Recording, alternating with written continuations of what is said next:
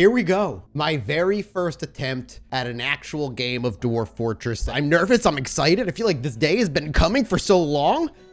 Just like me.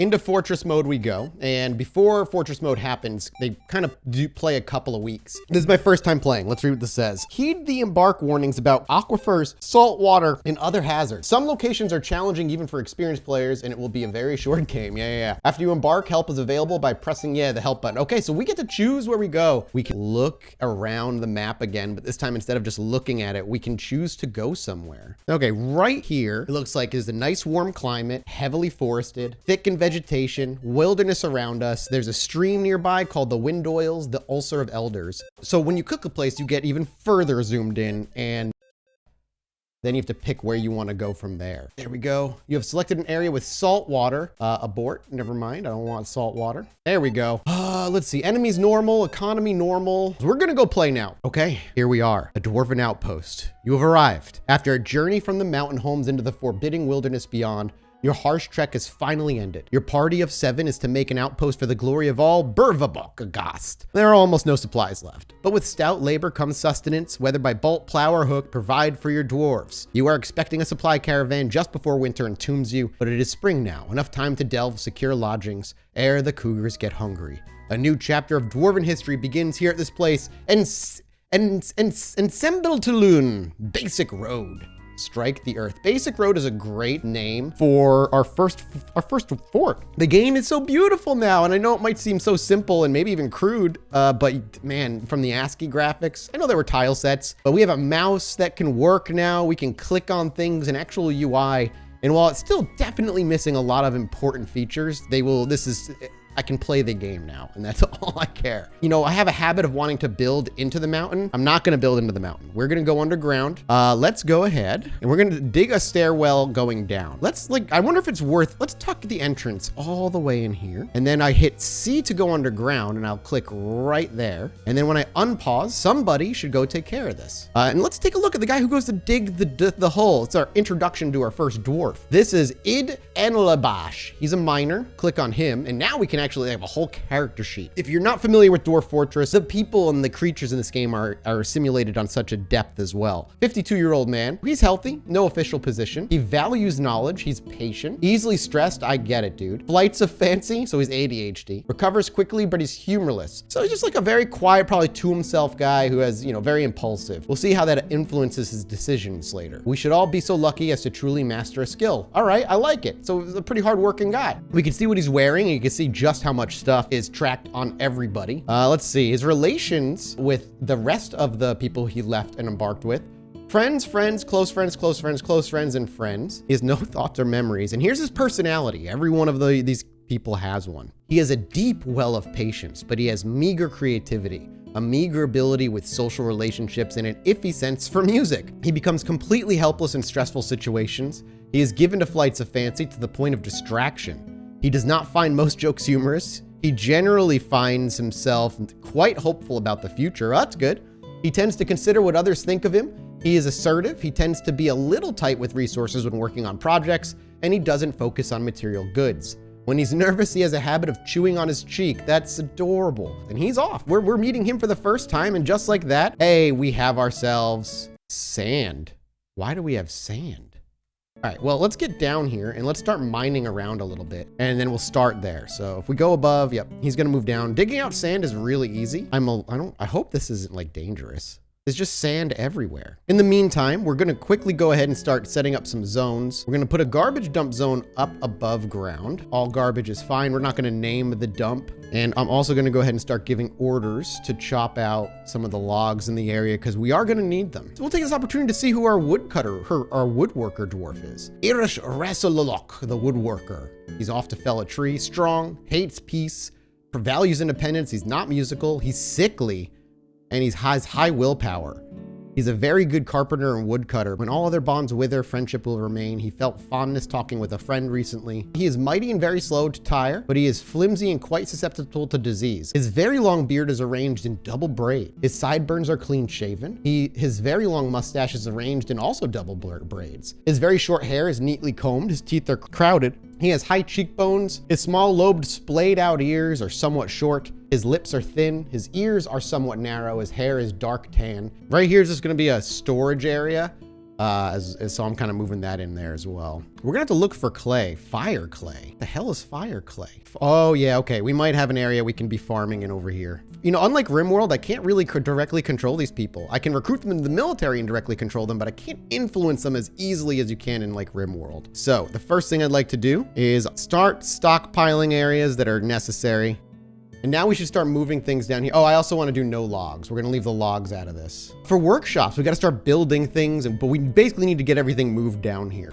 And as we give the order, yep, everybody's going to start hauling and getting to work, which is exactly what we need. While they do that, I'm going to be just kind of mining out 2 hallways that we're just going to operate off of. I'm not going anything crazy. I just want to live, man. I just want to be okay. And this area might be like the dining hall. I don't know if I really have a place for that. Yeah, we'll make just like this is our dining hall for now, just so they can hang out in here when they need to. And it started to rain, which we can't see the rain, but just trust me, it's raining. What just happened? An animal has grown to become a stray cavy boar? You can what? Stray cavy boar. This looks like a guinea pig. Okay, finally we got some more mining happening. In the meantime, why don't we learn about our metal crafter? Bim board save. He has a lover, Solid balance whips. Stains tradition, he has a good memory. He hates eloquent. He's cruel. He's got a poor kinesthetic. This guy's just an bruh. He's a hates tradition. Probably why he joined this thing to get away from everything. I've been rained on. It's annoying. He's got rock nuts. And he got to talk with his friend and new lover, and it made a permanent memory on him. I'm gonna mine out these as 3 wide here, because if you go through a hallway, dwarves can bump into each other, and they get annoyed when that happens. So we need to start building everything. And if you thought RimWorld was complicated in terms of building things, just wait. We can go into workshops, and there's so many we can do. But the very first thing we need is just a straight up carpenter. And for now, we'll also make a stockpile down here specifically for logs. All right, these will be the dorms. We'll get those going. This is already built, which is awesome. So we need to make ourselves beds. Also, we need a hatch. Now that I think about it, let's get a hatch queued up. I think I have to do this one at a time. Ooh, okay, who is our woodworker? Solon Nethbermek, who's the lover of Bim board saved, high willpower, poor focus, overbearing, clumsy, orderly, and disdains commerce. It's 2 grumpy people who fell in love, everybody. It's the crankies. Okay, we got a bunch of beds going out. We're gonna go ahead and start claiming rooms now. And the important thing that I remember from watching a lot of Dwarf Fortress back in the day, is when claiming rooms, the reason you want 2 spots in between, maybe it's changed, is because it claims the wall as part of their room. And if it's like the other person's room, you can only engrave one side of it. And engraving is a good way to personalize a room. They can engrave it for themselves. You know what? Id, we met first and he's done all the work. Id gets the first bedroom. I think that's a fair like reward for really being a hard worker as he is. All right, well, we've got a nice little area carved out and I've got farming plots kind of placed over here, even though the cave soil is poor. And I can sow my thick, plump helmet seed. What? Let's go ahead and dig a little deeper. I don't want to go too much deeper. I think we need a second stairwell. We'll just have a few stairs going down. See if we can find some soil. I don't know how this died. I'm gonna guess cat. I thought there was a way for me to be able to read like combat logs, but I don't know if I can. Well, let's see how far we've dug. We're actually still digging away. Plump helmet spawn. I hate that they're called spawn. They might be like alive and not actually just plants. Is it possible this story is true? Yes, it is. I think this is a good time to just say hi to the rest of the dwarves and see who else we got. We got a couple grumpy people. A dude is pretty patient. Here's Kib Megatham. Kib lash focuses. 77, good God, please don't die. Values independence, orderly, values power, temperate, high kinesthetic sense. I don't know what that means, austere. And this is Tacit, patient, good intuition, fearful, not inclined to abstract, disdains fairness, and a quarreler. She was the expedition leader. Interesting. While our dwarves get to work there, let's actually pop open our labor and make sure we have at least one of everything. So we've got a woodcutter, we've got a miner, no hunter right now. I'm not gonna worry about that. We technically don't have a planter. So Kib's gonna be he's always gonna have it, but everybody can do it. So the other thing we can do is move into our nobles tab and assign a couple people. The bookkeeper keeps an accurate count of items in our fort. Otherwise, it's all guesstimation. It says 30 with a question mark. And we have a very proficient record keeper in Kib. So Kib is gonna be our record keeper. He needs a study. I did not realize he needed a study. I don't know how to make that happen. So for now, I'm actually just gonna say, you know what, my guy? Vacant. The other thing I know I need to build is a trade depot, which happens above ground. So let's do that like right here. And with this now, before winter, these are where traders will arrive. The other thing we need to do is brew. Well, I'm just gonna put this over in this farm area for now and hope that that's fine. I don't really know if it's gonna affect anything. So fingers crossed, but we do need to be brewing booze. Do I mark this as a water source? Let's just mark this as a water source for now. Oh, it's a downward slope over here. Okay.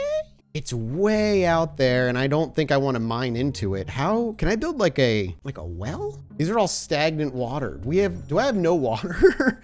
Oh no. Is this a bad place? Am I in a bad spot? Well, I know we're gonna need mechanisms for the well that I would prefer to make. So let's get that up. And I need another place to store wood. Maybe we just carve out a big spot right over here that we can just turn into our wood storage. Oh, Erush Razalalok has become a carpenter. Well, we do need rocks. Yeah, I guess this is our first set of rocks. So let's mine out in the area around it. I'm gonna ignore the loam. I think we need to start building chests now so people can store their own personal belongings since they're all kind of getting stored everywhere else. All right, we're gonna start placing chests in here. Hey, we love to see it. He's laying in, oh no, I think he's just checking it out. That is his room. I think he was just literally checking out the chest, looking at his own work. This dude, look at Bim. Bim's just hanging out in the doorway. Feels pleasure near his own fine door. That's why. So his door is fine then? Craftsmanship, apricot door, passable. Yeah, well, obviously. I was near to my own door. It pleases me. He's just, listen, dude, when all you have is a bed, a chest, and a door will do a lot for you. All right, I think it's finally time we get a bookkeeper. So let's get our first office up and running. All right, you're gonna have a record keeper, Kib. You're gonna be the record keeper. An office is coming soon. Ooh, Toss still is just hanging out by her door too. She's interested near her own fine bed, near her own fine door. Yeah, she's happy to have a room, I think is all it really boils down to. She's just thrilled to be in her own room. Yeah, we got a lot of happy dwarves. The worst is like a neutral dwarf. Oh, look at all this. We got rough zircons, microcline wall. I'm really looking for like cave dirt. It ain't working. Oh, he's hauling a rock, isn't he? Yeah, she's grabbing a rock and she's slowly moving it because it's super heavy. Just don't hurt yourself, lady, please. All right, that's an office. This is our bookkeeper's office. Bookkeeper's office. Get a nice table in there for him as well. This over here will be our early smithy. We're gonna widen this hallway up a little bit. But yeah, I want this to be our smith station. Our blacksmithy is done. We can now make charcoal, and we will. If I make a storage area right over here, our blacksmithy is done. With charcoal, we can fuel, and then we can start making bars and such, which we will. I saw him looking a little annoyed. He's drowsy. He's improved upon his record keeping. So she doesn't really do manual labor anymore. She's updating the stockpile record so we can actually have a much better look at what we have. And you can see it's no longer round numbers. We're starting to have an exact count on things. And that's because we have ourselves an actual bookkeeper who's good. And here's a list of literally everything that we have down to the smallest object in our current fortress, which seems like a lot, but I promise you it's not nearly all that much. And since this is our blacksmith, we'll go ahead and put a metalsmith, and we do have an anvil, so we kind of have that automatically. And we use our rhyolite. Yeah, we have an anvil over here. That's right. So they should be able to move that all along. In the meantime, I'm going to kind of just carve a giant hallway connecting all of these down here, and we're just going to keep preparing to mine. Some migrants have arrived. We got people showing up. I'm not ready for more migrants, dude. He's just sitting there. Gregarious, poor memory. He hates working, not inclined to abstract, not greedy, and is anger prone. Oh, this guy might be a problem. Why are you here? How many do we get? 3, 4. Not creative, values independence, muthcat, frail, unassertive, agile, and envious. You guys, you guys are just not, and you guys are just, you worry me. Well, they got a little bit of a walk. The well is done. I have no idea if it actually reaches down here. We'll see see what happens, I guess. All right, we need more rooms. I wish I didn't have to keep adding the task, bro. Oh, well, there we go. That's why I need a freaking manager. Really? I need a manager to do that? Well, we have a novice organizer. We might as well get them used to it, and we'll get them in office too. We have somebody who's upset. So let's take a look at our population of now 12. We must have gotten more in. I thought we only had 10. Oh, where'd you come from? And the one who's not super happy is the furnace operator, Unib. It was raining on me. I feel so dejected. He's dejected when caught in the rain. Didn't feel anything talking with an acquaintance. Okay, well, he's a new guy, so stop bitching, please. I would appreciate it if you just didn't whine. In this room here is gonna be our like kill the animal room, mostly so we don't accidentally get people sick in case that's a thing that can happen. We're gonna get a fishery up there as well, which is something I totally forgot we needed. Ooh, is a kitchen useful? Okay, we're gonna butchering animals and preparing raw fish permanently going here. And I am gonna go ahead and get the kitchen up here, but before we put the kitchen down, let's actually make the kitchen like a floor.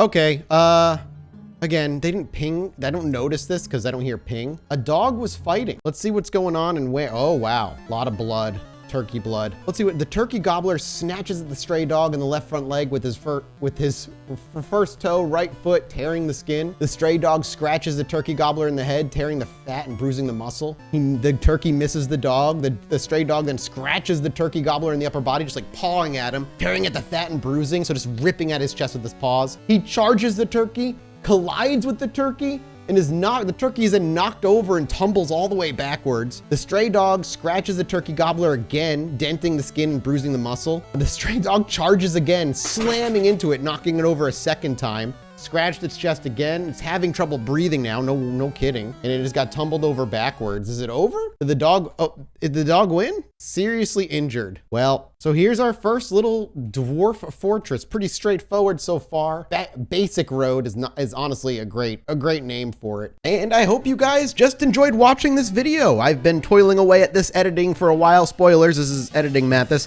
And there's still another 1 or 2 videos to come. I am so excited to get this first actual episode up for you. And if you enjoyed it, you know what to do. Let me know in the comment section below by hitting the like button. Okay, cool. I will see you in the next one. Goodbye.